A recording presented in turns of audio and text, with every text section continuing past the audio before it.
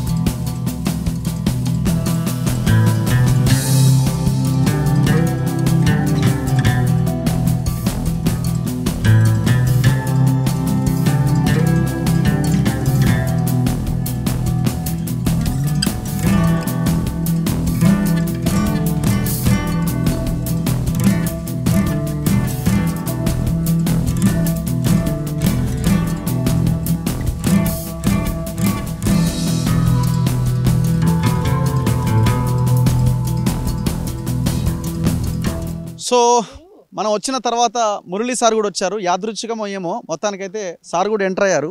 విద్యాశాఖ కమిషనర్గా ఆయన విద్యాశాఖ కమిషన్ చైర్మన్గా ఆయన రావడం జరిగింది. ఈ సింగిల్ టాయిలెట్ని సార్ చూస్తూ ఉన్నారు. ఎందుకంటే సార్ గతంలో ఆంధ్రప్రదేశ్లో ఉన్నప్పుడు సలహాదారుడిగా ఇలాంటి ఎన్నో స్కూల్స్ని బాగు చేశారు. సరే, ఇప్పుడు కమిషన్ చైర్మన్గా సార్ ఇప్పుడు ఈ టాయిలెట్ని చూస్తూ ఉన్నారు. ఎట్లాంటి ప్రాబ్లం ఫేస్ చేస్తున్నారని.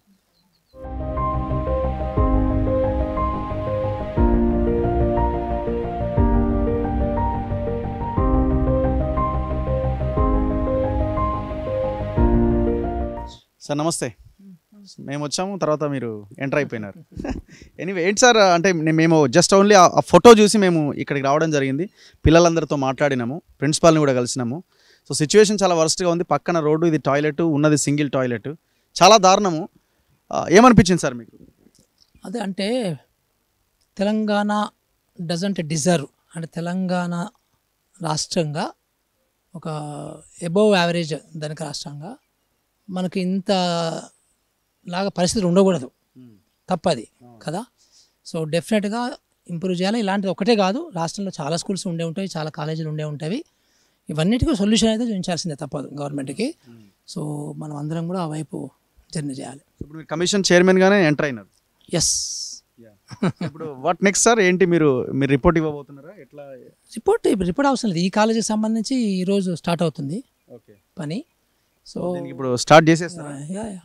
స్టార్ట్ చేస్తారు. యాక్చువల్గా ఏంటంటే ఇది అంతకుముందే శాంక్షన్ అయ్యి ఉంది, కానీ ఫండ్స్ వస్తాయో రావో అని భయంతో వాళ్ళు మొదలు పెడతలేరట. సో నేను మార్నింగ్ కలెక్టర్ గారితో మాట్లాడాను. సో కలెక్టర్ గారు అష్యూరెన్స్తో ఐ థింక్ ఫండ్స్ గవర్నమెంట్ ఇచ్చిన అయిపోయినా కలెక్టర్ గారు ఇస్తారు అంతే. సో అందుకనే స్టార్ట్ చేస్తున్నారు వాళ్ళు. కలెక్టర్కి పెట్టేసినారు మీరు. ఓకే. సో అంటే మీరు ఇప్పుడు చాలా వర్క్ చేసినారు కదా సార్ బిఫోర్ కూడా మీరు స్కూళ్ళ మీద. ఇట్లాంటిది మనకు ఒక స్కూల్ కనిపిస్తున్నది. ఇప్పుడు ఈ వీడియో ఇదో కాలేజ్ కనిపిస్తున్నది. ఎన్నో స్కూళ్ళు ఎన్నో కాలేజీలు ఇట్లా ఉన్నాయి. సరే, మనం ఇది ఒక్కటి చేసిన తర్వాత ఇది చూసిన వాళ్ళు వా అనొచ్చు.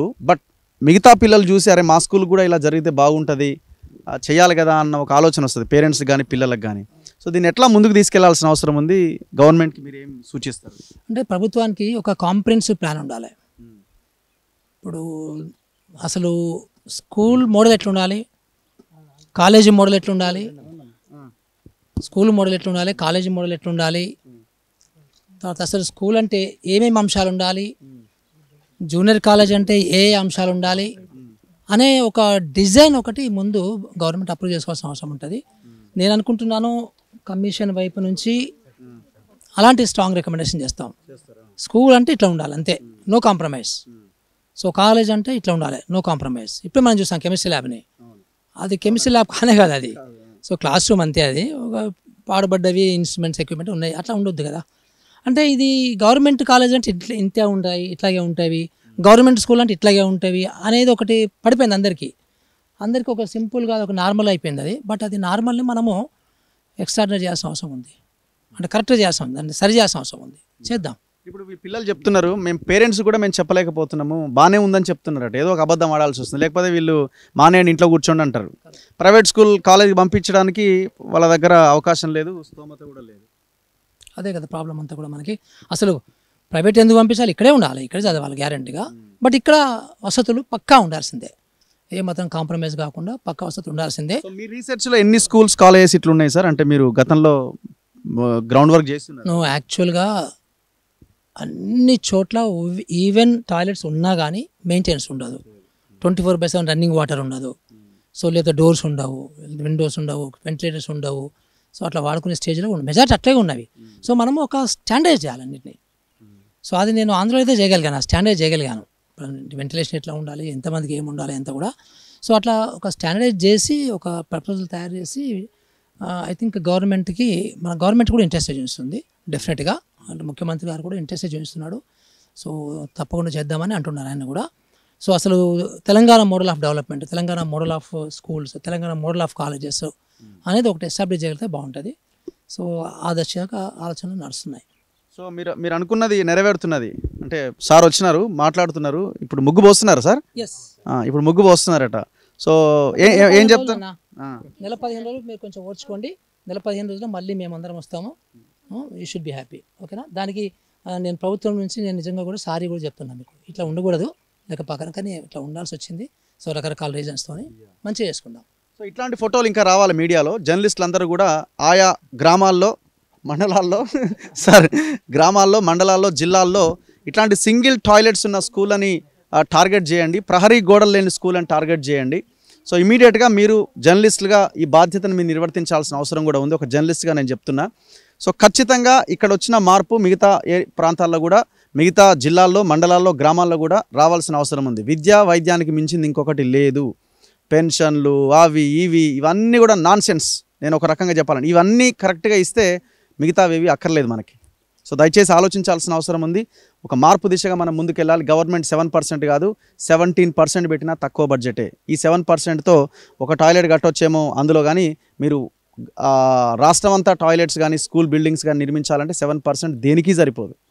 మీరు ఇచ్చే 7% కేవలం ఉద్యోగుల జీతాలకి మాత్రమే. తక్షణం బడ్జెట్ మీద ఫోకస్ చేయాలి. పెట్టిన బడ్జెట్ని సవరణ చేసి బడ్జెట్ని పెంచాల్సిన అవసరం ఉంది. కెమెరామెన్ పాషాతో రఘు, మన తొలి వెలుగు.